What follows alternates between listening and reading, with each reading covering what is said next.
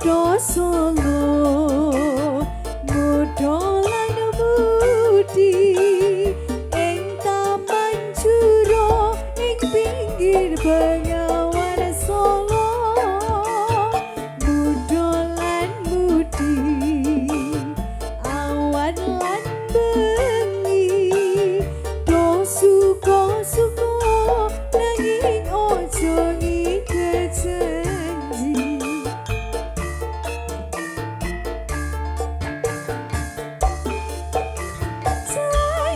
ing wulan rajang puju ing cemara angin kang teka sasat gawa gending tresna banyu bengawan sinara cayaning bulan ler sewu dian alirapku kakenangan rasane nopo embung sarwa ana ning taman curug taman indah Kutha Solo papan kreasi mudolan budi sing tuwa-tuwa welinge jangan dilali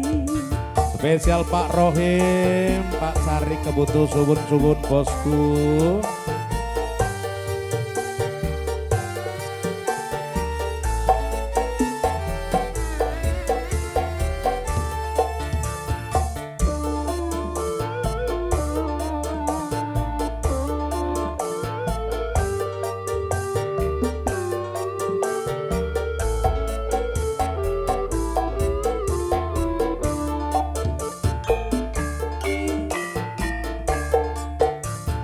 ning Kutha Solo mudolan budi ing taman juro ing pinggir Bengawan Solo mudolan budi awan lan bengi do suka-suka nanging ojo ngiket janji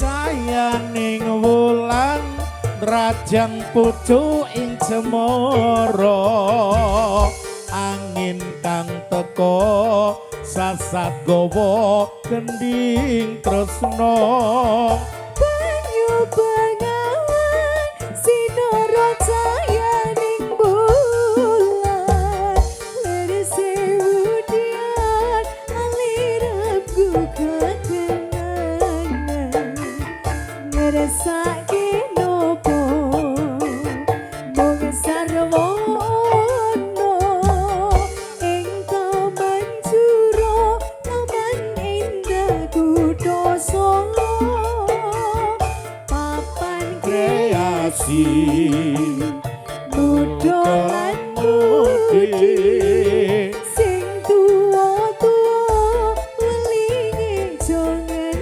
dilali sing tuwa-tuwa welinge aja nganti lali.